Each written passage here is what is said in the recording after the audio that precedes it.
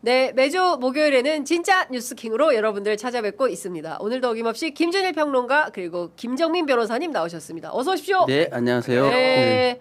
자, 검찰의 반란 가운데 여러분 잘 지내고 계십니까? 반란? 우리 할 얘기가 많습니다. 자, 본격적인 얘기를 하기 전에 광고부터 소개해드리겠습니다. 자, 첫 번째 소개해드릴 광고는 운림가 김장 배추김치 소개해드리겠습니다. 자, 1970년 마세고 드세요. 일단 드세요. 네, 식사하시기 바랍니다. 네, 포기김치 바로 소개해드리겠습니다. 자, 1970년 마세고장 전라남도 광주에 위치한 대인시장에서 입에서 입으로 이 집 김치 참 잘한다. 입소문으로 시작을 해가지고 무려 50년이 넘는 세월을 한결같은 맛과 정성으로 이어오고 있습니다. 바로 김치 명가 운림가 되겠습니다. 자, 첫 번째 김치 대축제에서 노무현 대통령상, 국무총리상, 국회의장상 등 모두 3관왕을 휩쓴 것은 물론이고요. 무려 27번의 수상 경력이 있습니다. 이것이 바로 최상의 김치 맛과 퀄리티를 증명합니다. 맛이 없으면 상 못 받았겠죠. 네, 근데 무려 27번이나 받았습니다. 자, 두 번째, 그냥 국내산 김치가 아니고요. 100% 우리 농산물, 그중에서도 특등급의 원료와 최고급 과일, 3년간 발효한 황금 매실 엑기스, 2년간 숙성시키고 끓여서 정제한 멸치젓갈, 최고급 손꼽무, 고춧가루 등 양념에 들어가는 재료 하나하나까지 최상급만을 고집합니다. 한입 베어 물면 퍼지는 아삭 시원한 맛, 해남 배추의 전라도식 감칠맛 나는 매콤 양념을 아낌없이 버무려서 깊은 맛이 일품인 배추김치. 신선함의 기본인 당일 생산, 당일 발송 해드립니다. 11월 30일까지 25년 김장김치 특가로 주문하시기 바랍니다.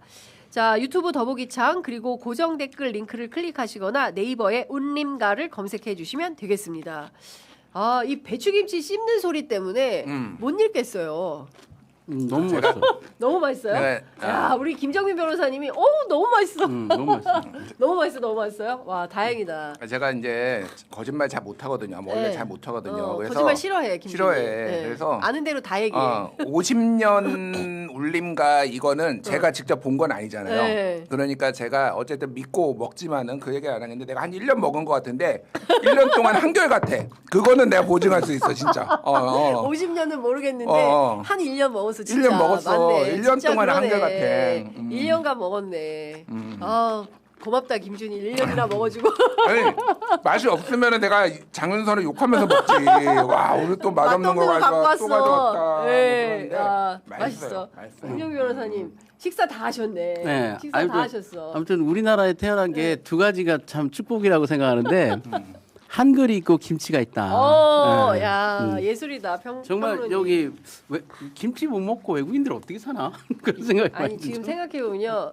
제가 김 변호사님 그 1991년 1월인가 2월에 처음으로 외국을 갔어요. 그때 이제 학교 다닐 때인데 안기부에서 그런 거 보내줬었어. 대학생들 옛날에 그 학진에서 하는 프로그램이었는데 그때 갈 때 마늘 김치 먹지 말라고 비행기 타면 신발 벗지 말라고 그런 거를 그 해화동에 센터가 있었어요. 아, 진짜? 그래서 그 센터에서 교육받고 나갔어요. 그리고 뭐 러시아 민요 이런 거 가르쳐주고 그랬어요. 그 시절에. 근데 그때만 하더라도 그 우리 외국인 그러니까 그 독일에 유학하는 유학생들 이런 사람들이 김치 안 먹는다. 수업 있는 날 냄새 날까 봐. 근데 지금은 세계가 김치를 세계가 다 먹지. 세계가 그렇죠. 다 먹잖아. 유명한 게 박찬호 얘기예요. 박찬호? 박찬호가 처음에 이제 미국에 갔잖아요. 네. 외환위기 즈음에.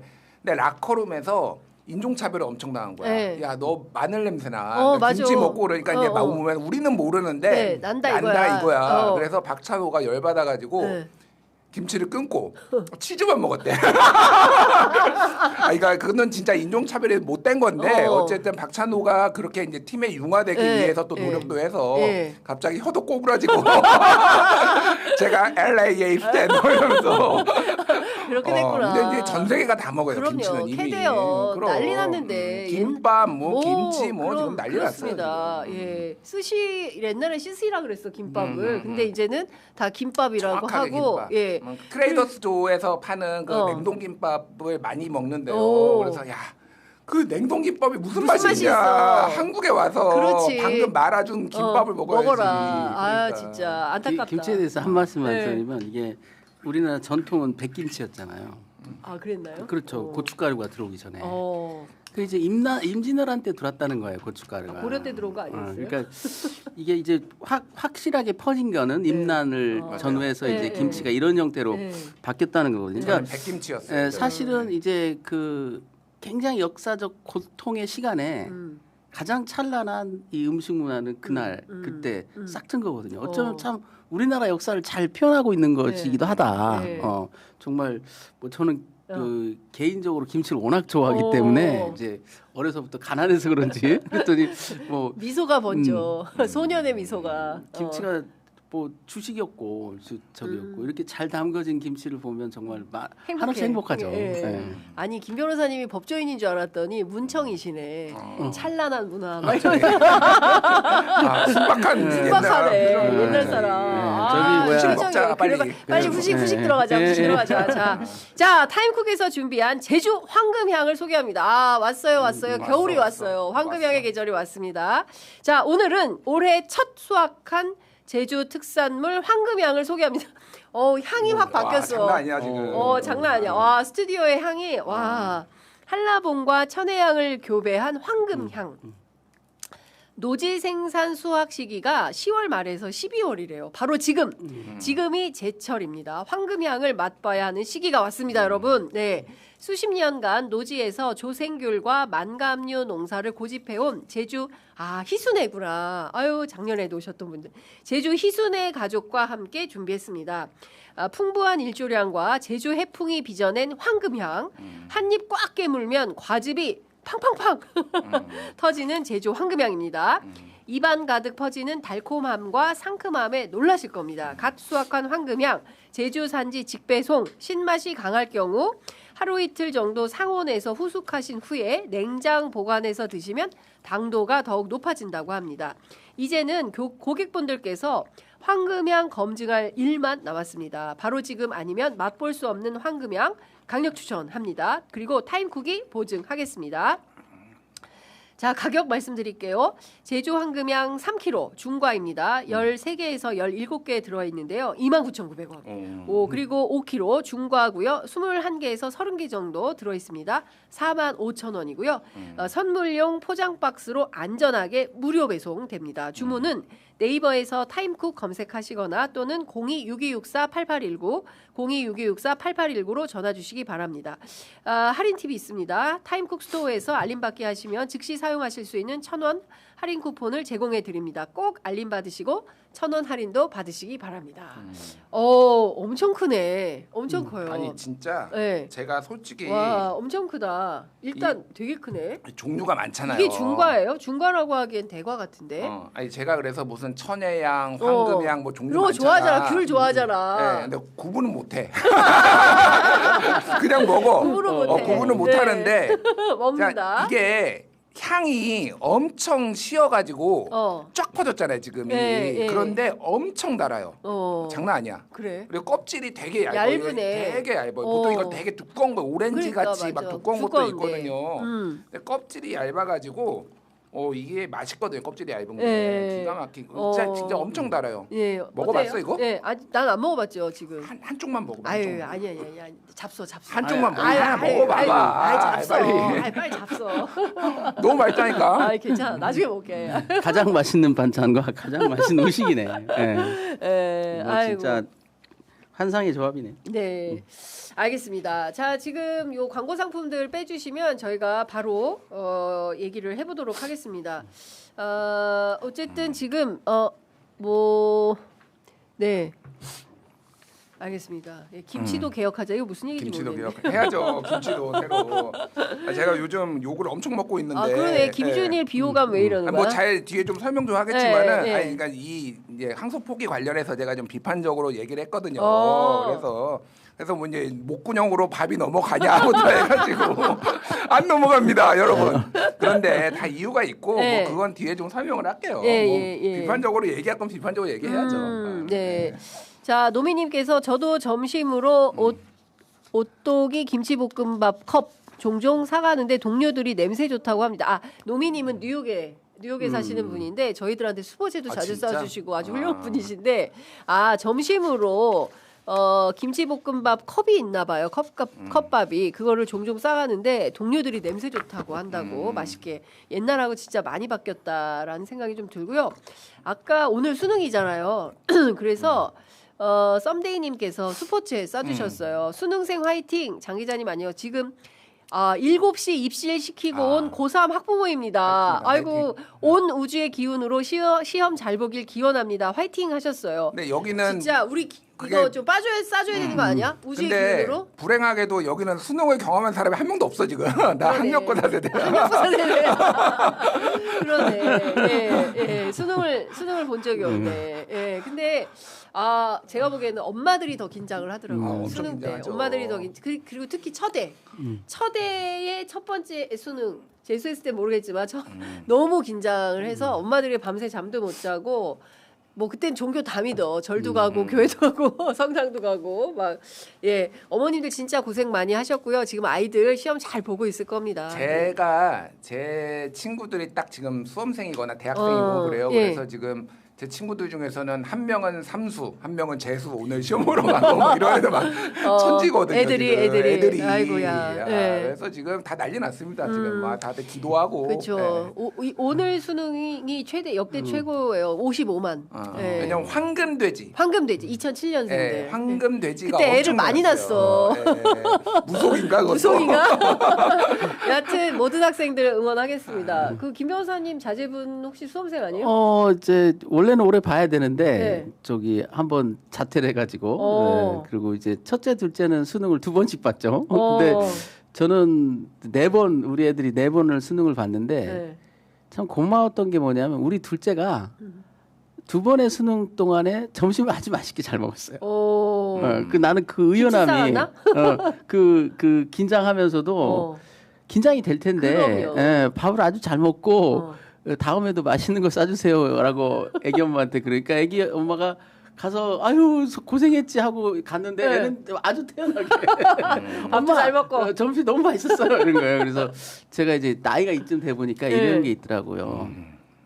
수많은 일들이 스쳐 지나가는데 밥 먹는 일이야 하찮은 일이라고 생각할 수 있지 않습니까? 그러니까 하찮은 일상이 중요하다. 그래서 어떤 정치인도 그랬지 않습니까? 많은 기회 중에 하나다. 이게 중요한 일이긴 하나 많은 기회 중에 하나고 스쳐가는 인생의 한 장면으로 즐기면 좋지 않겠나. 저도 학력고사를 봤는데요. 그때 그 공포. 뭐 점심도 못 먹었어요. 저는. 그렇죠. 그때 이제 제가 8구학번인데 수학이 정말 너무 어렵게 나와가지고 패닉 상태에 빠져가지고 제가 이제 그 관악 쪽에서 시험을 봤는데 뒤돌아보니까 다 그랬던 거야. 나만 그런 게 아니야. 맞아. 근데 옆을 볼 여유가 없었던 거예요. 나만 그런가? 나만 망쳤나? 뭐 오후 봐야 다 망쳤어. 오후 다 봐야 똑같아. 무슨 의미가 있을까 하고 뭐 정말 낙심했는데 뒤돌아보니까 승부는 오후에 났더라고요. 수학은 다 망했어 누구나. 오후에 누가 정신 차리고 봤냐에 그러니까 여유 있고 덤덤하게 그 평상심을 유지하는 게 가장 어려운 일이고 또 필요한 일이다. 근데 우리 김정민 변호사님 평소에 제가 존경하고 그랬는데 형이었네 그냥.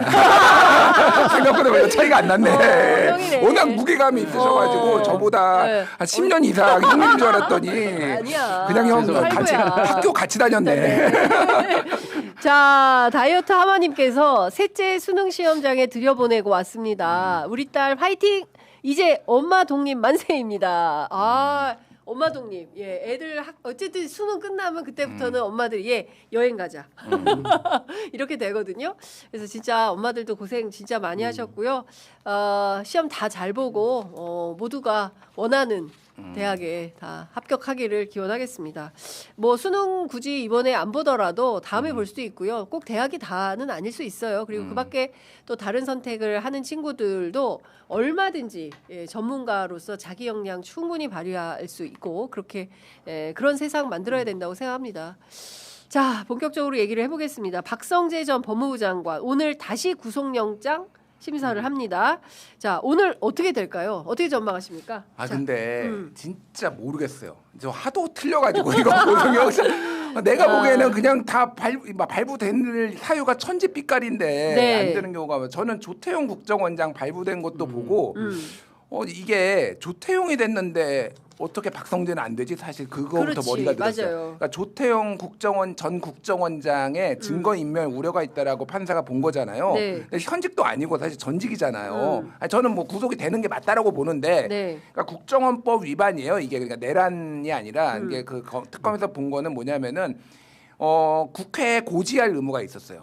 이재명, 뭐 한동훈 이렇게 체포를 하는 거를 본인이 먼저 알았으면은 네네. 비상계엄을 먼저 알았다라는 거잖아요. 네네. 윤석열이 불러서 그러면은 국회에 고지할 의무가 있는데 이걸 안 했다라는 건데 이거 증거인멸 우려가 있다라고 했으면은 박성재는 무조건이죠. 100% 그쵸. 돼야 된다 이거는. 예. 지난번에도 사실은 안 되는 게 이상했다. 이상했죠. 예. 왜냐하면은 박성재 12월 4일 안가 모임 했는데 휴대폰 바꿨어요. 그렇습니다. 이거는 증거인멸이 있는 거고 그렇습니다. 공용 그 PC에 있는 거 다 삭제하라고 지시했어요. 아니 다 바꿨어요. 이상민 예. 제외 3인이 싹 바꿨어 휴대폰을. 휴대폰 이상민 예. 제외가 박성재 그러니까 예, 다 바꿨고 바꿨어요. 어쨌든 그렇게 삭제하라고 지시를 하면은 이건 증거인멸이잖아. 그렇죠. 근데 추가적으로 나온 게 12월 4일 안가 모임을 앞서 가지고 비상계엄 그때 이제 서로 신세한탄 하려고 모였다는 거잖아요. 위로하려고. 말도 안 되는 소리. 말도 안 되는 소리인데 지금 저녁 한 끼 먹자는 거 아니에요 연말에. 이상민도 빨간 파일 가지고 오고 그렇지. 그러니까 서로 이제 비상계엄을 이걸 불법인 거를 어떻게 정당화할 것이냐의 근거를 서로 다 가지고 와서 그렇죠. 우리 판사 출신도 있고 검사 출신도 있고 똑똑한 사람들 법조인도 다 있으니까 한번 만들어 보자라는 게 정황적으로 다 지금 입증이 됐으니 그렇죠. 이거는 뭐 저는 또 틀릴 수도 있지만은 나온다, 이번에. 악망한다 일단 악망한다 좀 악망한다. 구속 좀 시켜라 예, 진짜. 예. 자 어떻게 보세요 김주인? 저는 조은석 특검의 실력을 믿게 됐어요. 조은석 왜냐하면 특검의 실력을 믿게 됐다. 황교안 구속하고 네. 또 조태용 구속하는 걸 보니까 네. 정말 잘한다. 음. 이 특검에서 재청구할 때는 자신 있으니까 할 거 아닙니까? 네. 그리고 큰 그림에 보면 윤석열이 수계 아닙니까? 내란 수계? 그렇죠. 그러면 오른팔 왼팔이 누구냐? 결국 칼을 든 김용현. 예. 그 다음에 붓을 든 박성재 아니에요? 박성재. 문무를 그렇죠. 예. 이게 그러네. 서포트하는 예, 거거든요. 예. 그러니까 군인과 핵심 두 명이죠. 검찰, 예. 예. 그 저기 군인과 예. 법조인. 그렇습니다. 그 둘이 핵심 멤버이기 때문에 구속돼야 당연하죠. 그리고 무엇보다도 여기에 있어서 가장 브레이크를 강하게 걸었어야 될 사람이 법무부 장관이라고요. 법무부 장관이야말로 네. 날 죽여라, 날 밟고 가라라고 해야 맞는 거예요. 이 이거는 상황에서. 위헌 위법이다. 이건 절대 안 나를 된다. 밟고 가라, 날 차라리 죽여다오. 그 계엄 선포하는 대통령의 법무부 장관으로서는 나는 역사의 그런 죄인으로 남고 싶지 않다. 날 차라리 죽여다오. 예. 이랬어야 그리고 그것이 우리 국민들이 예. 헌법이 국방부 장관, 법무부 장관한테 요구한 거 아닙니까? 그런 헌법적 수호 의지. 그건 여야를 떠나서 진보와 보수의 문제가 아니라고요. 이건 선포돼서 성공하면 국민들이 어마하게 그 살상되는 사건이거든요. 그렇습니다. 역사는 완전히 퇴보해버리고 우리 선진국 대열에 지금 들었느니 마느니 지금 하고 있는 마당에 진짜 도로 석기 시대 되는 거예요, 우리나라가. 그날 냉정히 조성현 말하면. 단장이 지시해가지고 군인들이 서강대교 넘었으면 국회 앞에는 피바다 되는 거예요. 그렇죠. 그날 온 사람들 다 죽었다고 네, 봐야 그리고 돼요. 어떻게 보면 내란으로 번졌을 위험성도 있어요. 왜냐하면 지금 군이 일치 단결해서 이 문제가 끌어가지가 않습니다. 그렇죠. 군 내에도 상당히 이제 정치적 스펙트럼이 넓어져 있고요. 그리고 미군도 12.12 때 그렇게 어벙하게 좀 당했다.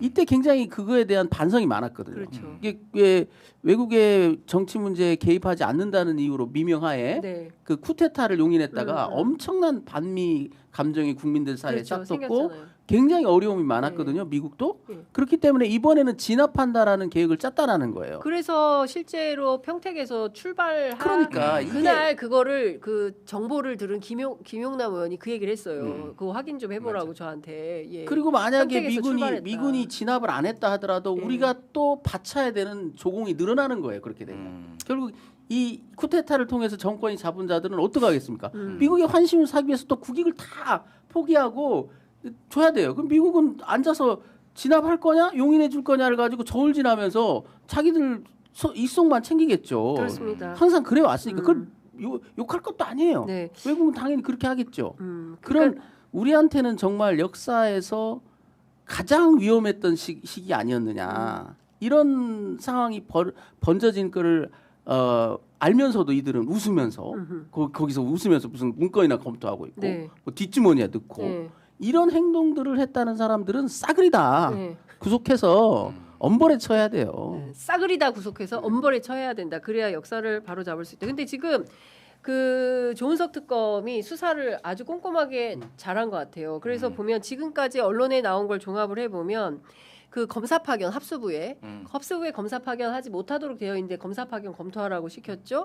그리고 당일 이상민만 빨간 파일을 가져온 게 아니라 박성재도 임세진 법무부 검찰과장으로부터 메시지를 받아서 문건을 다운로드 받은 다음에 그 후에 10분 있다가 삼청동으로 출발을 했어요.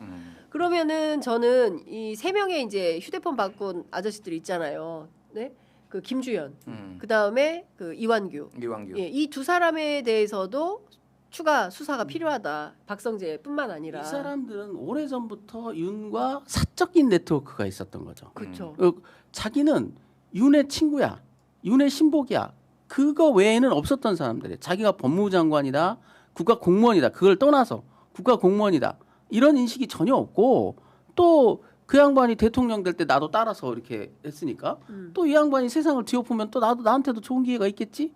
전혀 반대. 국민의 안전, 국민의 생명, 우리 국가의 국제 경쟁력 이런 거는 이만큼도 생각 안 하는 인간들이죠. 오로지 자기들의 그 일부 아주 친밀한 그 집단들의 헤게모니, 예, 영원한 패권 이것만 추구했던 거 아니냐.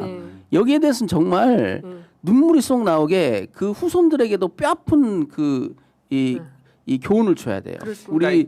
우리 선조가 이때 줄 잘못 썼다가 망했다. 새가 망신했다. 네.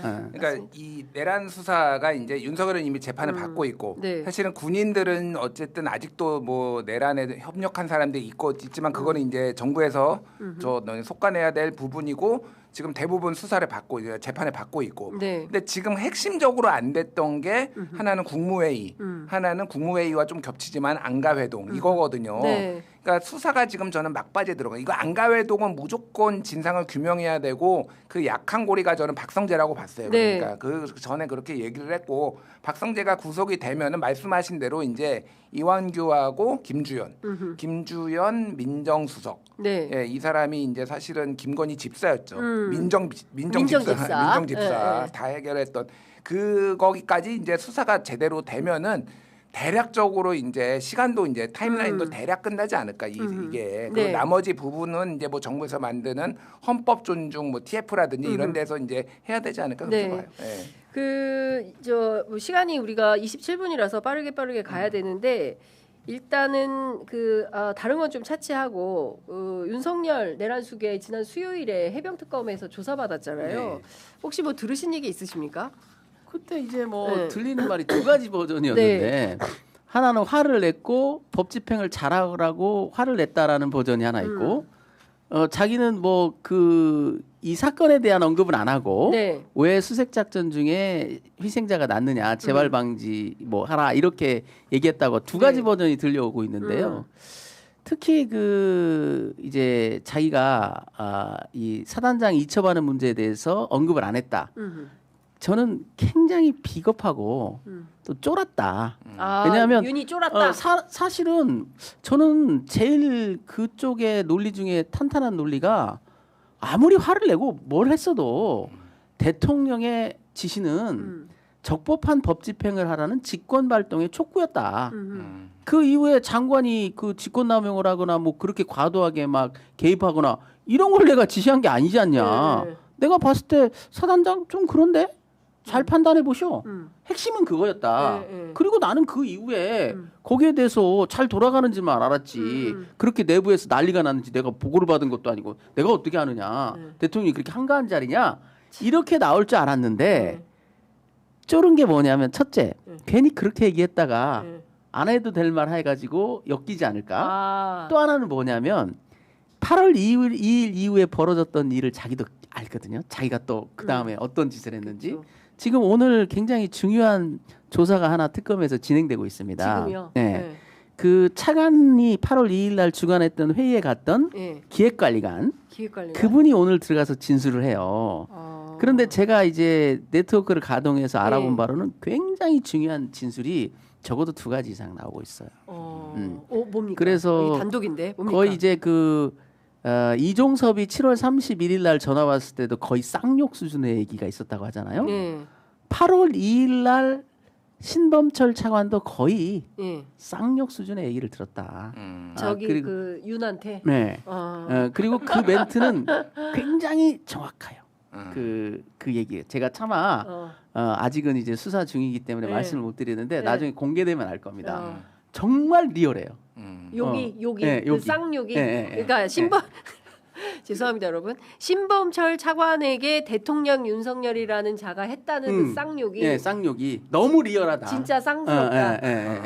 아니, 그리고 근데, 신범철로서도 아마 평생 처음 잊지 못할 모욕이었을 거예요. 그러니까 살다 이런 네, 쌍욕은 처음 네, 들어보는 네. 수준이었다. 네. 신범철이가. 이 얘기를 그러니까 신범철 차관만 하는 게 아니라 알잖아요. 그러니까 정치인들, 네. 국힘 의원들도 맨날 들었잖아. 다 들었어요. 그러니까 네. 진짜 듣다 저런 욕이 있는지도 처음 들어봤다라는 얘기를 공통적으로 다 맞아, 나도 그 해. 얘기 이 들어봤어. 쌍욕을 10분 그러니까. 동안 뭐 욕이란 욕을 다 쏟았다라는 거. 제가 뭐 정신이 혼미해질 정도로 욕을 한다는 얘기 들었어요. 그러니까 그러니까 막 별 희한한 얘기 다 했어요. 심지어는 뭐 후보 시절에 그 뭐 있었잖아요. 너 뭐 누구 만지 이렇게 잡으니까 뭐 막 뭐 욕하고 너 무슨 카메라가 있는데도 막 그러니까 막 그랬잖아요. 그랬잖아요. 네. 예전에 그 차에서 고속도로에서 중간에 내리게 한 일도 있어요. 고속도로에서 후보가 후보 참모를 옆에 뭐 이름 대면 다 아는 분인데 제가 그분을 네. 위해 이제 얘기하는 건데 네. 직원을 한 거지. 그러니까 정무적으로 더 오래되신 네, 분이니까 이 후보님 뭐 이렇게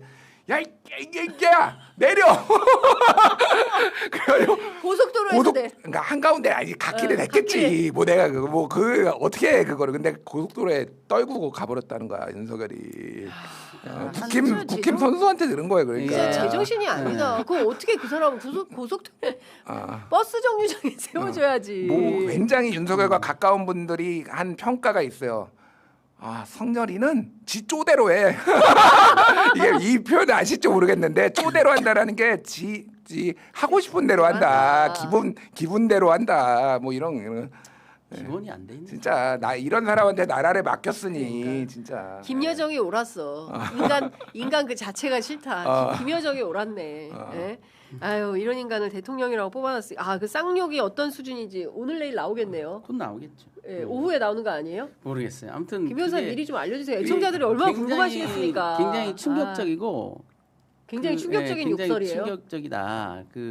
도대체 차관한테 할 수 있는 얘기가 아니고 기본적으로 사람한테 할 얘기가 아니죠. 그런 표현이. 어떤 표현일까? 그리고 그때 생생하게 벌어졌던 일을 자세히 알고 있더라고요. 그 기획관리관이. 그러니까 지금 특검이 뒤늦게 이제 이 부분을 좀 파악을 한 것 같은데 제가 팁을 줬는데도 네. 워낙 이제 기록이 방대하고 이러다 보니까 사실 그 기획관리관의 존재를 알게 된 게 유재은 법무관리관이 두 유재은. 차례에 걸쳐서 차관 회의에 대해서 언급한 게 있었습니다. 국회에서. 예. 처음에는 나만 있었던 게 아니다. 국장들도 있었다. 그러더니 잘 못 알아들어 사람들이. 네. 그 다음엔 아예 콕 찍어서 네. 기획관리관도 있었다. 그 얘기는 뭐냐면 나는 말 못하니까 기획관리관은 그 사람한테 들어봐라 이런 얘기거든요. 그러네. 그런데 이제 조금 그 부분에 대한 수사가 네. 좀 미진했던 것 같아요. 왜냐하면 이게 그 사람 입장에서는 뭐 이해관계가 없는데 굳이 묻지 않는 얘기를 할 이유는 없거든요. 그렇죠. 될 수 있으면 좀 드라이하게 네. 진술하려는 그 욕망이 있어요. 제3자는. 그렇죠. 예, 굳이 관여돼 끼고 있지 싶지 않. 예, 않다. 그렇죠. 네. 제3자는 네. 그래서 뭐라고 유균혜 국장이 그때 이제 국회에 나와서는 이렇게 얘기했습니다. 법률적인 용어가 이렇게 오가서 내가 잘 못 알아들었다 이렇게 얘기했어요. 그러나 저는 그걸 듣고 웃었죠. 서울대 출신의 행정고시에 네. 그 수많은 산전수전을 다 겪었던 네. 장관과 차관이 바지바늘을 자꾸 매달리는 네. 그 핵심 네, 브레인인데 참모. 네. 못 알아듣는다고 웃고 말았죠. 그 사람이 얼마나 피하고 싶었네. 얼마나 그 뛰어난 사람이고 네. 영특하고 잘 배웠고 그런 지금 사람인데 국방부 기획관리관이라는 거잖아요. 그때 그랬죠. 그때. 지금은 이제 다른 데로 보직을 바뀌었지만. 옮겼는데요. 제가 그분하고 그 대체역 편의심사위원회에서 같이 그분은 상임위원, 네. 저는 비상임위원으로 한 2년 가까이를 같이 봤어요. 예, 예. 지켜봤는데 노련합니다. 이 갈등을 조율하는데 네. 그 정말 노련하다. 그리고 사람에 대한 그 친밀도, 예. 사람과의 관계, 그리고 판단력이 굉장히 뛰어나고요. 네. 그러니까 윗사람들은 붙잡고 싶은 거야. 저 사람 말을 들으면 다 잘 되거든. 네. 그러니까 좀 엄청나게 괜찮은 훌륭한 굉장히 참모다. 훌륭한 사람이고요. 네. 심지어 이분은요. 노상원 수첩에도 네. 결국 언급이 된 셈이에요. 왜냐하면 문정부 때 대통령실의 파견관 국장급 이상. 바로 그 사람이 거기 들어가거든요. 이 기획관리관도 네. 노상원 수첩에 네. 등장한 사람이에요. 이름은 안 들어가 있지만 있었지만 결국은 수거될 사람이라고요. 결국 이게 쟤네들이 수거대상. 성공했으면 네. 결국 차근차근 수거하는데 그 대상이었거든요. 경찰 중에도 뭐 누구? 그때 승진한 총경급 이상 뭐 이게 다 기재돼 있어요.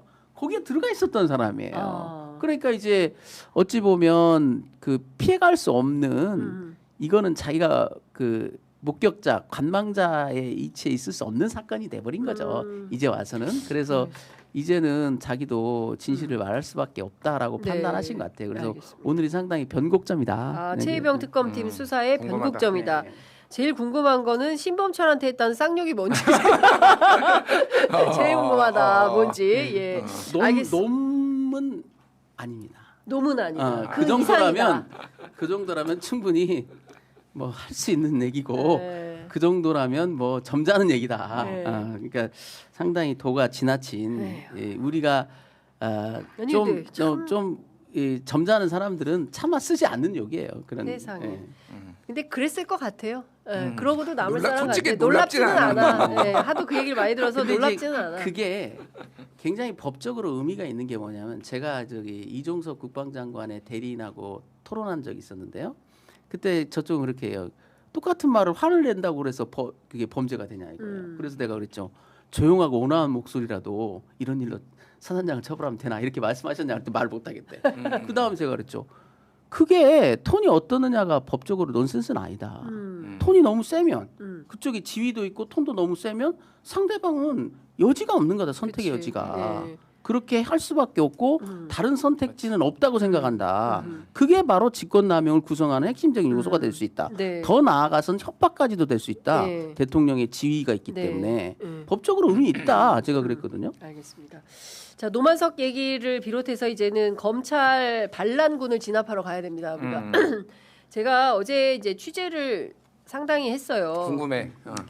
근데 뭐 기가 막힌 수준인데요. 뭐 일단 조금 설명을 그냥 드릴게요. 어쨌든 이제 주동자는 4명이라고 하고요. 아무개. 근데 제가 실명은 얘기하지 않겠습니다. 하도 이제 고소고발도 많고. 근데 강백 씨는 있겠네. 그냥 추정이야. 추정이야. 진짜 추정이야. 근데 하여튼 뭐 확인해드리지 않겠습니다. 그리고 근데 이런 얘기를 하는 거예요. 이제 검사들은 기본적으로 이렇게 생각을 한다는 겁니다. 검찰청 폐지 법안 통과됐다 칩시다. 1년 유예 기간 거쳐서 내년 10월에 공소청 중수청 만들 수 있어? 지금 뭐 하고 있는데? 아무것도 안 하고 있잖아. 대체로 지방선거 이후에 이러다 흐지부지 되고 민주정부 들어서면 초반 2년은 늘 힘들었어. 그런데 그거 지나면 안 되더라. 어차피 시간은 검사들의 편이다.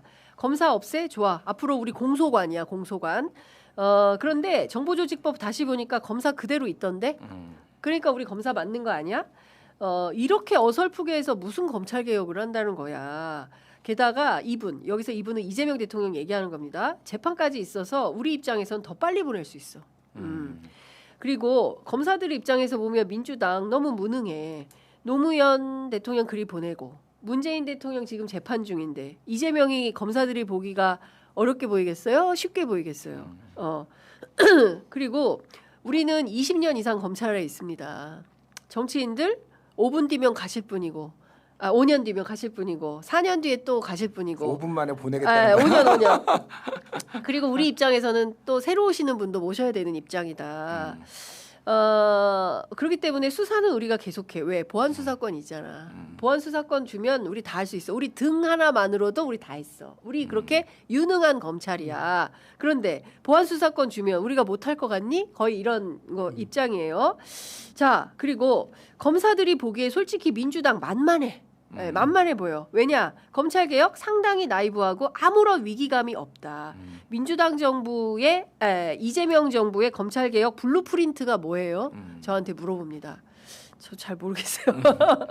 검찰청 문 닫는 건 알겠는데 그 다음에 뭐 검사들 적당히 겁줘가지고 초반에 말 잘 듣게 한 다음에 그 다음에 그냥 대충 가자는 거 아니냐. 이재명 대통령 사건 덮고 그래서 감찰 TF 만든 거 아니야? 니네들? 그렇게 너무 쉬워. 딱 보여 우리 입장에서는. 뭐 그 정성호 장관이 이를테면 뭡니까? 뭐 신중하게 검토해라? 그런 말 안 해도 우린 알아. 어떻게 하라는 건지. 우리 검사들은 다 알아. 우리 다 겪어봤어.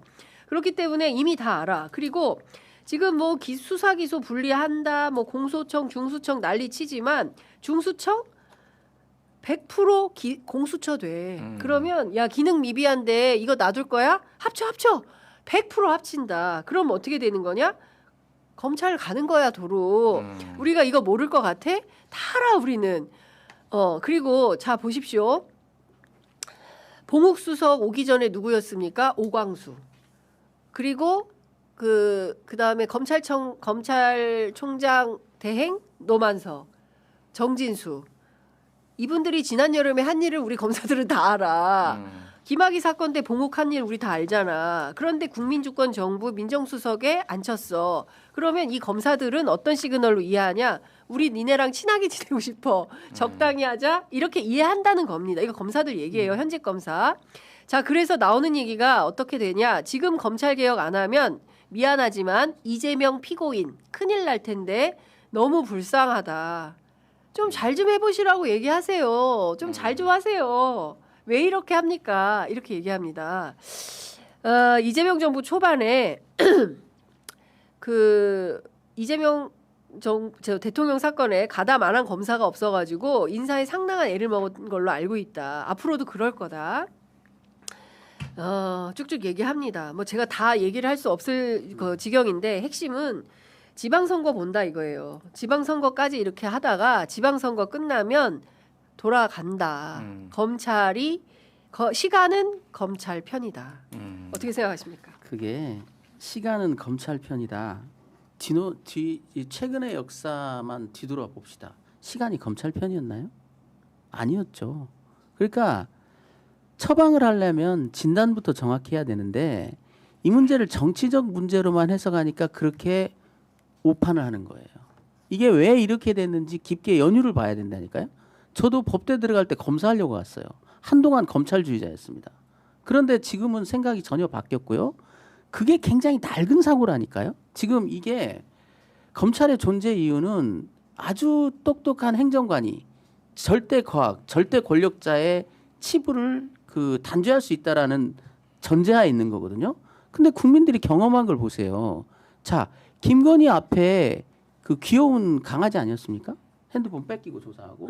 그건 하나의 단편적인 거고요. 이미 거기에 대한 신뢰가 국민들이 무너져 있는 거예요. 더 이상 그런 행정관이 똑똑한 행정관이 권력의 심장에 칼을 겨누는 그런 형태 그런 것들을 국민이 이제 원하지 않는다니까요. 그건 국민들이 해요 이제는. 절대 권력에 대한 통제는 언론과 국민이 직접 합니다. 아무도 모르는데 검사만 알아줘 비를. 그래서 국민들은 훌륭한 사람이라 생각하는데 아니야 저런 나쁜 놈이야 내가 죽일 거야 목 딱 따고 보세요. 이런 시대는 지났다니까요. 이제는 그런 식의 환상을 깨야 돼요. 그리고 이런 사태에 대해서 제가 그러는데 지금 자기들이 무슨 조직의 전성기 때로 착각하고 있는 거예요. 뭐 연판정 돌리겠다. 우리 다 들고 나갈 테니까 나와. 전성기 때 한 얘기죠. 지금 망조가 들어가지고 곧 그 상장 폐지될 회사예요 이게. 굳이 말하면 그 상장 폐지가 왜 되는지를 몰라. 그리고 이 사람들은 아직도 권력 노름에 내가 이렇게 희생됐다. 그리고 결국은 이 정치적 지형이 바뀌면 나는 복권될 거다. 천만의 말씀이에요. 이 시간은 검사의 편이 아니었어요. 왜? 민주화가 진행이 되고 국민의 민도가 높아졌다고요. 지금 지방자치제가 실시되면서 정치 권력도 상당히 곳곳에 민주적 통제가 지금 작동을 하고 있어요.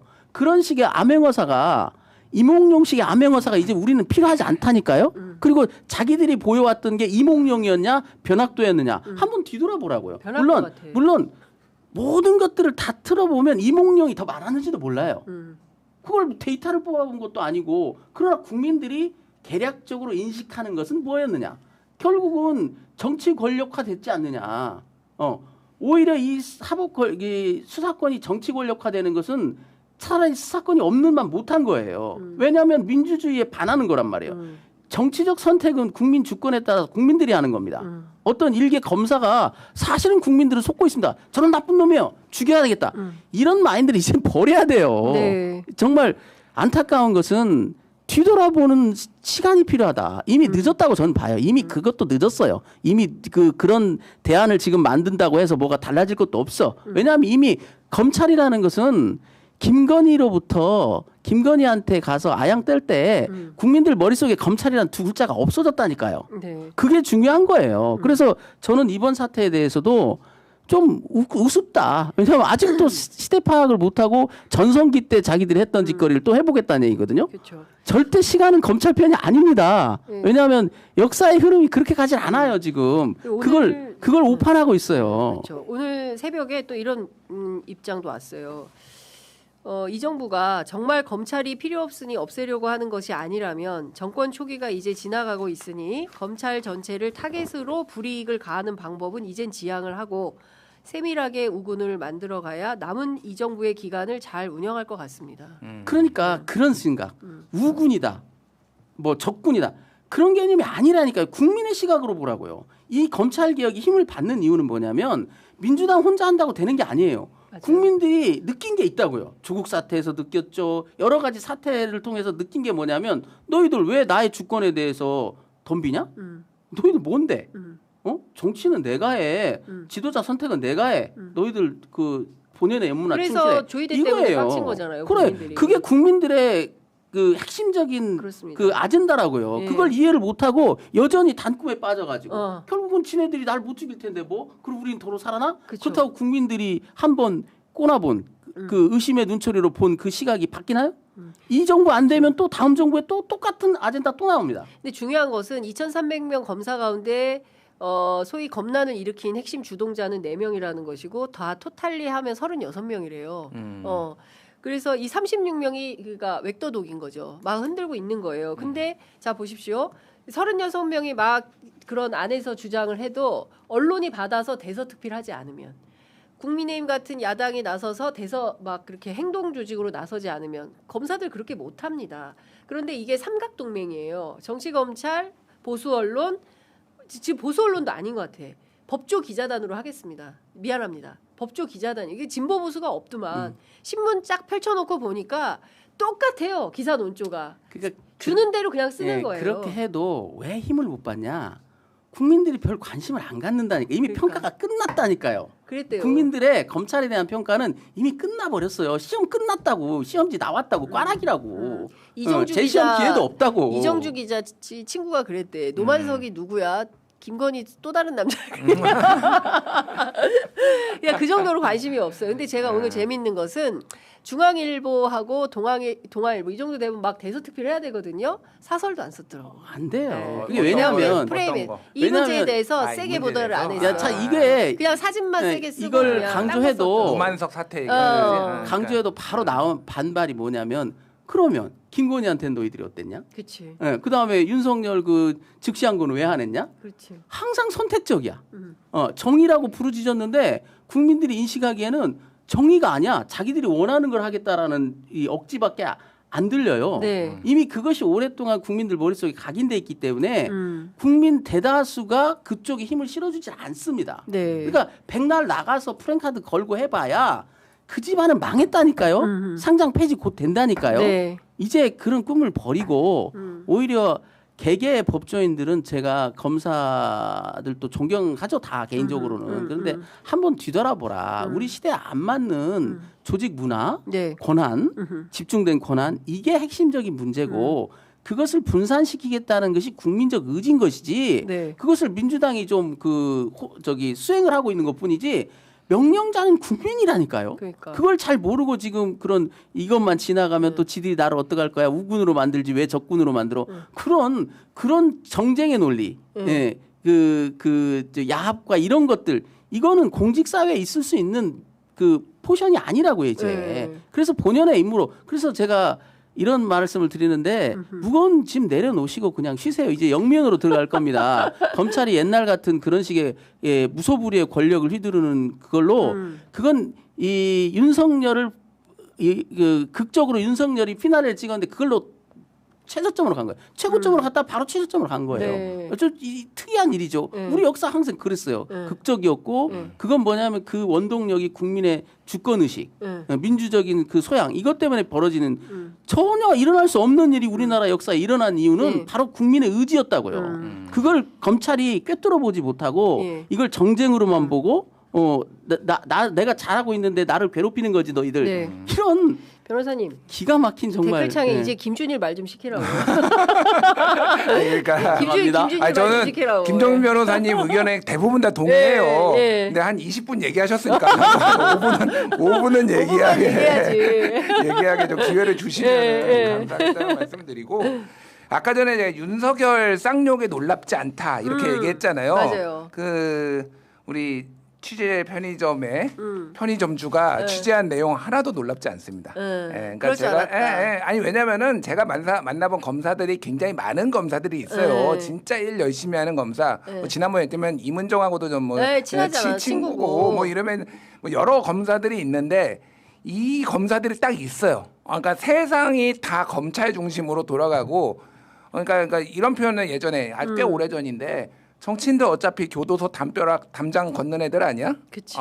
우리 어차피 다 우리한테 다 한 번은 오게 돼 있어. 이 마인드를 가진 검사들이 꽤 있어요. 그래서 하나도 놀랍지 않아요. 하나도 놀랍지 않고, 그러니까 저는 강훈식 비서실장이 전에 했던 얘기, 이제 막 이런 당에서 뭔가를 거치게 밀어붙일 때 환자가 수술을 받는지도 모르게 수술해야 된다. 마취론 얘기했잖아요. 수술 마취론. 매불쇼에서 한 얘기. 매불쇼에서 했나? 약간 그랬을 거예요. 그러니까 저는 그러니까 검찰개혁 해야죠, 당연히. 그리고 소위 말하는 정치 검사들 소위 말해서 속아내야 됩니다. 근데 이거를 어떤 방식으로 어떻게 할 것인가가 매우 중요해. 그러니까 국민적 검찰의 이제 민낯을 우리가 다 봤잖아요. 그러니까 그리고 국민적인 공감대가 있어. 근데 이게 그런 정치 검찰들이 힘을 받는 방식으로 논란이 되게 하는 게 아니라 조용히 진짜로 그러니까 예를 들면 이런 거예요. 제가 이제 막 오늘 뭐 아까 이제 얘기했지만 욕 많이 먹는다고 한 게 저는 기본적으로 항소 포기는 잘못된 정무적 판단이라고 그러니까 법무부가 그렇게 얘기한 게 그렇게 생각을 해요. 그러니까 왜냐하면은 뭐 우상호 정무수석도 그 얘기했잖아요. 그러니까 아니 이게 대통령하고 무슨 상관이냐. 그리고 걔들 다 나쁜 애들이고 다 잡혀갔으면 좋겠고 7,800억 다 환수됐으면 좋겠다. 저는 그게 맞다고 봐요. 그러니까 그게 우상호 정무수석이 얘기한 게 맞고 그러면은 결국은 법무부 장관이 그게 권유가 됐든 신중한 의견이 됐든 해가지고 이렇게 지금 굉장히 중요한 국정의 일들이 있는데 여론이 다 이렇게 가게 만든 거 쏠리게 한 거는 잘못된 정무적 판단이에요. 이것도 인정을 안 하면 안 되는 거예요. 그러면 설득이 안 되는 거예요. 근데 제가 어저께 얘기한 거는 이 책임은 노만석이 져야 된다. 노만석 잘라야 된다라고 제가 얘기를 했는데 막 욕을 엄청 먹었어요. 자르는 게 맞는 거 아니에요? 집에 가. 그러니까 그래서 하기 싫으면 관둬. 왜냐면은 민주당에서 노만석 사퇴 안 된다라고 어제 뭐 몇몇 의원들이 나와서 얘기했고 무슨 소리냐. 노만석이 책임져야 이거 잘라야지. 잘랐잖아요. 대통령실도 받아야 되니까 바로 나왔어요. 바로 나왔어요. 그러니까 제가 말하는 건 뭐냐면은 저는 노만석이 정치 검찰이라고 생각해요, 솔직히. 그렇죠. 예, 판단을 해야지. 저희가 그 덥석 물어가지고 이 난리를 일으킨 게 또 노만석이기 때문에 제가 말하는 거는 정리할 건 정리하고 이게 감정적으로 미쳐지냐. 예를 들면은 이거에 대해서 반대하는 목소리, 항소포기 반대하는 목소리 많았거든요, 검찰 내에서. 예를 들어 안미영 검사, 그분이 이제 참여연대 의인상도 받았던 뭐 그분이잖아요. 그럼 안미연도 정치 검찰이니까 잘라 이거 항명하면은 이게 반대하면 다 항명이냐. 그러니까 이런 프레임에 안 들어가게 필요한 부분은 정확하게 도려내야 된다. 근데 지금 민주당이 약간 너무 거칠어서 이게 오해를 받을 소지가 있다라는 거예요. 그런 얘기를 제가 지금 하는 겁니다. 그런 거구나. 오해 소지가 있었던 것 같고요. 근데 민주당에서는 검사징계법으로 정면 돌파한다라는 것 같아요. 그래서 일반 행정직 공무원들과 똑같이 파면하면은 변호사 못 하죠. 검사하다가 네, 파면당하면 네, 한동안. 네, 몇 네. 년간 못 하게 돼요? 법규를 봐야 되는데 제가 법규를 봐야 되는데 네. 계속 못 하는 건 아니에요? 그럼요. 이제 자격은 변호사라는 것은 5년? 자격이기 때문에 그런 이제 제한 기간이 있습니다. 영원히 네. 못 하는 그건 자격 박탈인데 네. 실시한 예가 거의 없죠. 그래서 이제 뭐 저는 이 사태를 보면서 박정훈 대령이 생각나는데요. 박정훈 대령은 어찌됐든 뭐 자기 소신대로 했지 않습니까? 그렇죠. 근데 이번에도 보면 검사들이 자기 소신대로 하지도 않으면서 결국은 이문정 검사가 지적했듯이 그냥 검사가 사인해서 항소하면 되는 거잖아요. 그러니까 항소나 하고 그만두지 네. 항소도 안 하고 그만둬버렸어요. 그렇죠. 정진우 지검장은. 그리고 지금 보면은 자 어떤 공무원이 국가 공무원이 그런 식의 얘기를 합니까? 노만석 지금 이 사람이 뭐라 그러면 전 정부 때는 좋았는데 이 정부 때는 보는 뭐 지향하는 바가 다르다 이런 식의 정치적인 얘기를 하잖아요. 아니, 나는 인간 노만석 나올 때 너무 웃겼어. 그러니까 이거는 이들이 그래서 월권적 집단이라는 거예요. 흔히 정치적인 얘기를 하고 네. 흔히 이렇게 뛰어넘는 그냥 그 행정 조직 내에 이 권한을 가진 국가 공무원에 불과한데 네. 늘 정치적이야. 늘 자기들의 얘기는 대단한 얘기가 돼야 되고. 네. 자 경찰청장이 언제 그런 얘기 한 적 봤습니까? 아니, 그래서 정치적 이슈자가 된 적이 많이 있나요? 그러니까 김 변호사님께 이거 여쭤보고 싶은데요. 한동훈 전 대표가 TV조선 유튜브에 나와가지고 뭐라고 얘기했냐면 박정훈 대령이 지키고자 했던 어떤 가치하고 강백신이 지키고자 했던 어떤 가치하고 다릅니까? 다릅니까?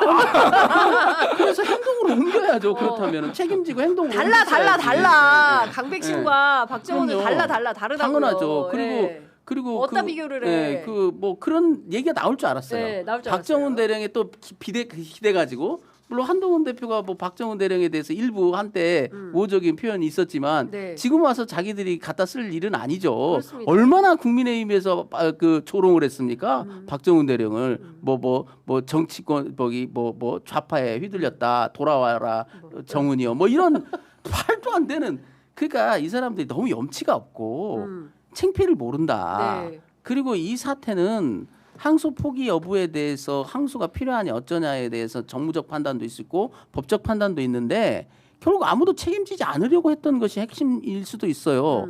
검찰총장도 만약에 자기가 옳다고 생각했다면 자기 책임하에 기소를 하면 되는 것이고 네. 그 담당 검사도 검사가 항소장 쓰는 거거든요. 결재는 내부 절차에 불과해요. 네. 정말 자기가 확신이 있고 네. 연판장 이런 얘기 하기 전에 네. 먼저 정의를 실현하고 그런 얘기를 해야지 그때는 쓱 그냥 책임 안 지고 빠져버리고 그게 옳은 일인지 어떤 일인지 저는 잘 모르겠지만 그리고 이제 와가지고 정치적인 문제를 이 문제를 무슨 전 정부와 정정부에서 기소했던 일이 현 정부에는 부담스럽지 않냐 바로 그런 거예요. 검찰권이 속성이 정치적인 성격이 있기 때문에 네. 그 격을 낮춰서 이제 그 결정적인 권한을 거기다 부여하지 않겠다는 게 국민적 판단이라니까요. 그 너무 정치적이기 때문에 과거에 민도가 낮을 때는 필요했으나 네. 지금 같아서는 필요하지 않다. 그래서 이제 돌아가라. 너희들 적절한 자리로 돌아가라. 네. 그런 게 국민적인 의지라고요. 네. 이 문제를 또 하나의 정치적 이슈로 만든다. 그래서 제가 아까 아직도 자기들이 전성기인 줄 아나 본데 그러니까. 끝났다. 네. 뒤돌아보라. 이렇게 말하는 거예요. 김 변호사님 말씀하셔가지고 제가 찾아봤어요. 그랬더니 2023년 박정훈 대령에게 2023년 8월 14일 즈음에 나온 경향신문 보도를 보면 국민의힘에서 박정훈 대령을 삼류라고 했어요. 그렇죠. 삼류 정치. 삼류라고 했고 그다음에 거짓말한다, 정치인 같다라는 얘기를 하면서 동시에 무슨 얘기를 했냐? 김태흠 충남지사는 소영웅주의에 빠진 사람이고 그다음에 정가빈 의원은 하극상이다. 이렇게 상당히 맹렬하게 비판을 했습니다. 그러니까, 전형적으로 정치인들이 하는 행태다. 네. 예, 이런 얘기를 했던 사람들이 이제 와서 똑같다. 네. 어떻게 생각하세요? 강백신과 박정훈을 비교 평가해 주세요.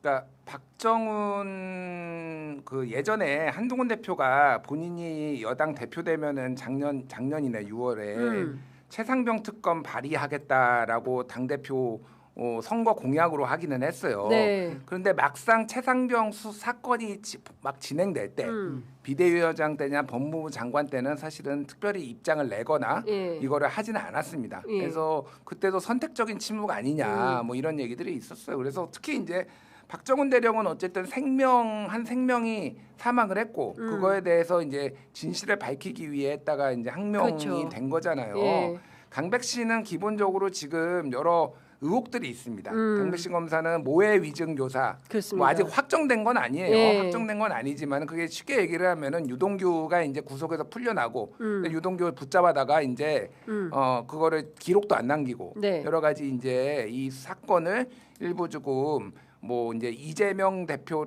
그대 시장을 얽어매려고 한 거 아니냐라는 의혹들이 있어요, 사실은. 네. 그리고 이제 1차 수사팀과 2차 수사팀에 약간 논란들이 있습니다. 2차 수사팀에 있었던 강백신.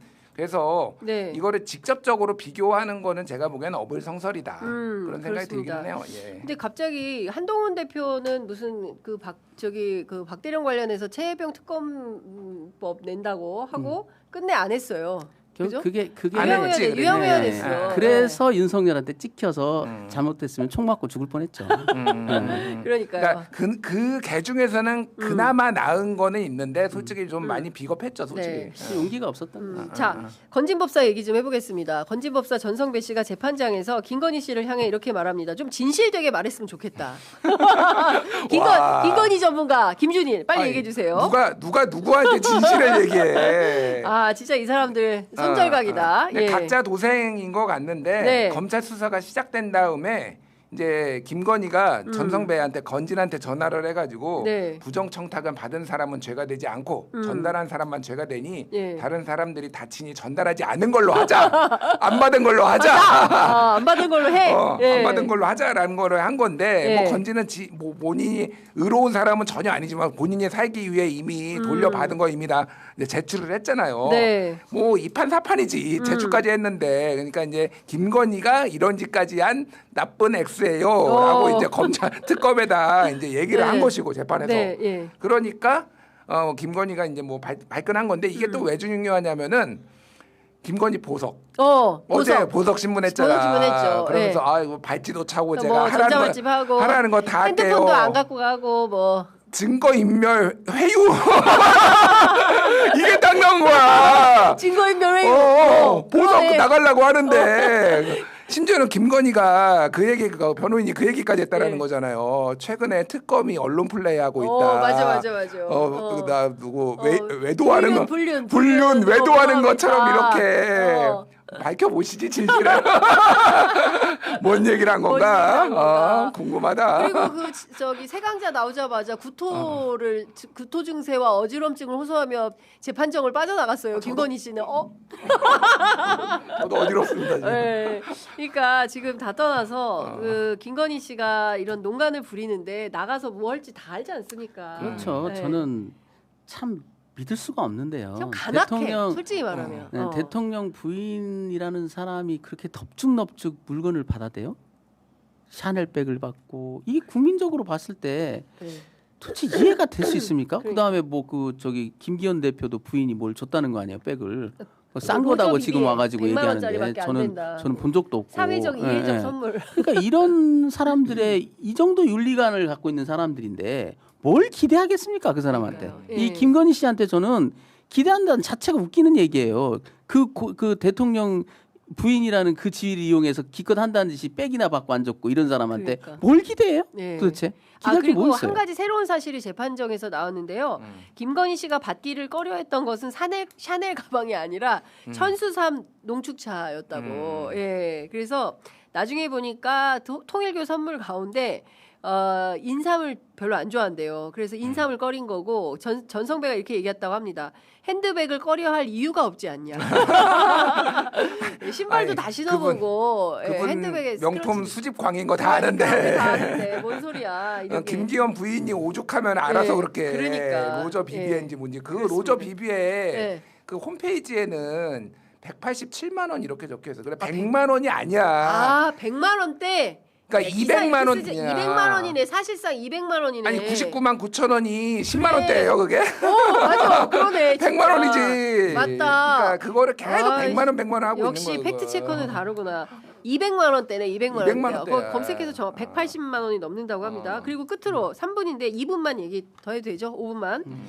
자, 김건희가 전승 공예품 63점을 빌려갔는데 여기 뭐 술잔 깨져가지고 300만 원 물어내기도 하고 했어요. 근데 보니까 그 굉장히 다양합니다. 주칠함, 뭐 주칠함 3단 세트, 주칠 경화 이게 다 은장식 삼작 놀이개, 산호 비취 밀화 삼작 놀이개 뭐 이런 것들이 있어요. 목심 접히 사주함, 차 마실 때 사용하는 잔, 사발 다완 뭐 이런 거. 다 이게 뭐 하려고 이런 걸 다 가져갔을까요? 처음 들어보는 게 맞는데 네. 저는 이거를 보면서 사자성어가 그냥 생각나더라고요. 주지육님. 주지용님이다. 그러니까 뭐 이런 거 쫙 깔아놓고 술 먹고 농구하냐, 여봐라, 뭐. 여봐라 뭐 왕놀이한 거 아냐. 왕놀이했다. 그러니까 아유, 헌법, 진짜. 술을 마셨는데 헌법도- 모르겠는데 어쨌든. 네. 근데 이걸 헌법도 왜 없고 깨트렸을까? 네, 국민들이 자기를 뽑아줬다는 것도 모르고 그냥 이 대한민국을 조선시대로 생각하고 자기가 무슨 황빈지 뭐 왕빈지 된 줄 알고 그러니까. 왕비가 되려고 했던 것 같아요. 네. 왕비가 됐다가 예. 때가 되면 왕까지 해먹으려는 정말 어처구니 없는 역사 속에 길이 남을 겁니다. 이 해괴망측한 그러니까. 그 마녀죠 예, 마녀 뭐 예, 어떻게 보면 예. 근데 난 네. 궁금한 게 파손은 잔하고 이게 된 거 아니야. 그렇죠. 왜 이건 파손됐지?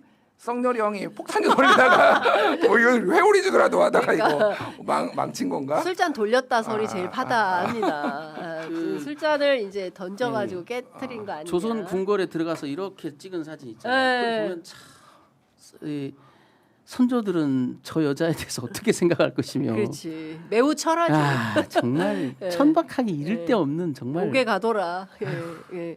그러니까 제가 보기에는 어쨌든 이것도 곤영합에서 다 떠나서 10분간 뭐 했냐. 그리고 그 이후에 바로 이어졌다는 거예요. 바로 그 이후에 물건을 드리라라는 요구가 있었고 그때부터 쫙쫙쫙쫙 갔다는 거고. 이것도 종교적인 거 가능성이 그런, 매우 네, 높아 미신 그런 보입니다. 거예요. 미신과 네, 관련성이 왕자 쓴 거랑 그렇죠. 똑같은 거죠. 비슷하다. 이걸 깔아놔야 네. 왕의 기운이 어쩌고 네, 저쩌고 네, 그 그렇죠. 대대 네. 영원히 집권한다. 그렇습니다. 예. 아군을 깨는다. 휴대폰의 애군을 이쪽으로 옮겼을 수도 있어. 제가 어제 김교흥 문체위원장하고 문체위원장. 통화를 했는데 김교흥 의원이 이렇게 얘기하더라고요. 자기는 암만 생각해도 무속 같다는 또 거예요. 무속이 다른 그래서 이유가 그때 있겠습니까? 윤석열의 지지율이 30%가 안 넘었대요. 그래서 어떻게든 이거를 돌파해야 되는데 옛날에 무슨 왕권 신수설처럼 왕의 물건들을 뭐 집안 가득히 뭐 비치해놓고 뭘 하면은 좀 그 기운이 좋아진다 뭐 이런 소리 듣고 한 거 아니냐라는 의혹입니다. 영화 신명의 다큐멘터리였던 거야 지금. 사실상 그런 거 아니야? 이제 이런 얘기들이 나오는데요. 저는 사실 최순실이 최악일 줄 알았어요. 오방색. 오방색 끝 나오고 이럴 때 야 더 이상 역사의 최순실이 앞으로 향후 30년간 엄청난 우리 사회에 뭐 영화 드라마 소재가 될 거다. 더 센 게 나왔네. 그 내가 보기에는 최순실 그 모녀는 좀 억울할 것 같아요. 그러니까. 우리, 이 상황을 네, 보면 우리는 그런 거 해보지도 못했는데 그 왕의 물건을 드리겠다는 생각 자체가 어디서 나왔을까요? 정말 그러니까 희한합니다. 겁도 없어. 네. 겁도 없다라는 생각이 좀 들고 그 김건희 씨의 기행이 또 어떤 것들이 발각될지 우리가 컨테이너 박스 나올 때까지는 아직 안심하면 안 된다. 국힘 쪽 얘기를 들어보니까 네. 우리가 김건희와 관련해서는 솔직히 한번 사과를 하기는 해야 되는데 사과해라 좀. 그런데 네. 사과하면 뭐야 또 나올 텐데 그래서 일단 특검 수사 김건희 특검 끝나고 좀 보자 일단은 그러니까. 그런 네. 얘기를 맞아. 하시더라고. 그러니까 난 합리적이야. 그러니까 솔직히 했는데 또 나오고 그러면 매번 맨날 사과할 수는 없잖아. 그럴 그러니까 수 있겠네요. 다 모아서 해야 되겠다. 모아서 해야 돼. 네. 근데 어차피 장동혁 그 사과할 대표가 때 검찰도 좀 같이 하라고 그랬어요. 가서 핸드폰 뺏기고 조사한 거에 대해서 정말 국민들한테 머리 숙여고 죄송합니다. 그 말은 좀 듣고 싶다 솔직히. 그러게. 예. 근데 장동혁 대표가 어제 우리가 황교안이다 해가지고 쉬워 보이진 않는데. 우리가 황교안이다. 우리가 내란 세력이다. 이렇게까지 자인을? 그러니까 그래서 저는 지금 법무부 장관은요 이 노만석 잡고 실갱이할 게 아니고 빨리 정당 해산 TF를 발족시키라니까요. 정성호 시작을 해야 법무부 됩니다. 장관은 예. 지금부터 지금 정당 그거 할 해산 일이 TF 아니에요. 그거 할 때가 아니다. 네. 노만석 지금 빨리 집에 보내고. 차근차근 쌓여 있고 네. 이들도 저렇게 극렬하게 나오는 이유는 뭐냐면 자기들 더 잘 알잖아요. 네. 계엄 때 어떤 일을 했는지 국힘이. 그리고 그 이후에는 또 어땠습니까? 용산 대통령실에 가서 그러니까. 인회장막 치고 못 잡아간다. 우리 그 형님 못 잡아간다. 그런 짓거리를 했잖아요. 했잖아요. 그다음에 또 헌재에 가가지고 무슨 뭐 그 선동이나 맞아요. 안 네, 줬고 뭐 중국 공산당 이런 얘기는 다 자기들이 만들어낸 그 픽션들 아닙니까? 한 짓이 있기 때문에 도둑이 재발저린다고 그게 시작되면 만만치 않거든요. 그게 겁나는 거예요. 그래서 저렇게. 그리고 정치적 이해를 따지지 말고요. 정도를 가면 돼요. 이 정당이 위헌 정당입니다. 지금 대통령께서 정부 내에 있는 계엄 옹호 세력을 내란 세력을 잡으라고 했어요. 정작 본사는 어디 있습니까? 국민의힘의 본산이 있잖아요. 네. 수개 몇 명 들어갔지만 나머지 그 주요 핵심 멤버들은 다 국힘에 운구하고 있는데 예. 거기를 때려잡지 않고 내란 청산이 됩니까? 내란 청산을 해야 되는 역사적 사명이 있기 때문에 예.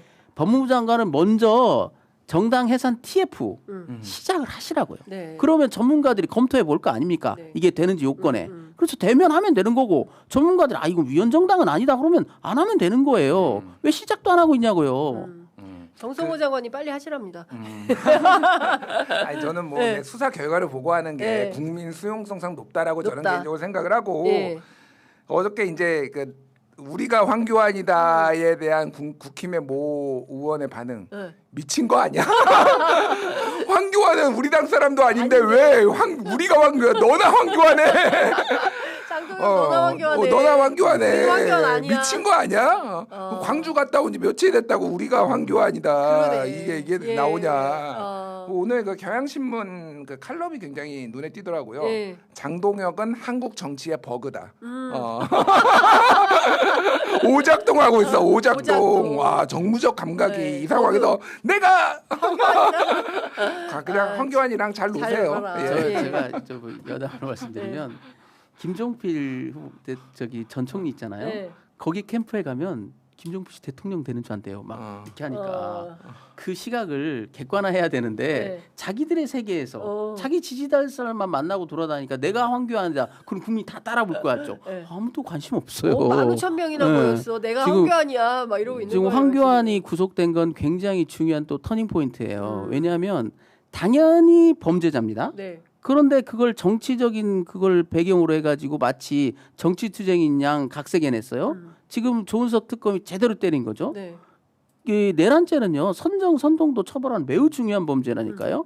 어떻게 그 헌재를 때려 부셔라 뭐 그쵸. 국회의장을 체포하라 명백한 선동이라고요. 다만 그 사람이 유력 정치인이었고 정치적 배경이 있다고 해서 봐준다? 그것은 옳지 않아요. 네. 그리고 누구라 해도 국민의힘 의원들도 잘 새겨 보십시오. 황교안 같은 말 했으면 곧 잡으러 올지 몰라요. 네. 네. 짧게 황교안 같은 말 못 한 끝나겠다 사람들 오늘. 집에 못 가. 집에 못 가? 네. 좋습니다. 서천우 의원 네. 공수처 선관위 헌법재판소 불법 파행을 자행하고 있습니다. 모두 때려 부셔야 합니다. 3월 1일 날 야. 윤상현 네. 자유민주주의 체제를 수호하는 성스러운 전쟁을 수행하고 있는데 3대 검은 카르텔을 깨부숴야 뭐 이게 이제 헌법재판소 뭐 네. 이런 데를 얘기하는 네. 거죠. 해야 우리가 성전에서 이긴다. 뭐 이런 거. 근데 이제 약간 딜레마는 딜레마예요, 사실은. 네. 황교안이 선을 넘은 건 맞는데 다 잡아들이면은 이게 어떻게 될까? 약간 교도소가 고민- 터지겠다라는 생각이 좀 드는데 저는 발본색원 해야 된다고 생각합니다. 그렇지 않으면 그 굴절된 역사가 80년이에요. 우리가 친일청산 제대로 못하고 독재청산 제대로 못하고 야 했다 치고 뭉개 다 빼가면 누구랑 일하냐. 사람이 너무 없어서 친일파 어쩔 수 없이 쓴 거야. 왜 없습니까? 검사 2,300명 가운데 20-30명 제외하면 나머지 성실하게 열심히 일하는 사람들이에요. 다 있습니다. 발굴해서 쓰십시오. 예? 제발 사람 없다 소리 좀 그만하고 똑바로 합시다. 기왕에 시작한 길 역사청산 똑바로 해야 된다고 생각합니다. 자, 두 분 말씀 오늘 여기까지 듣겠습니다. 무려 12분 너무 감사합니다. 고맙습니다. 감사합니다. 네.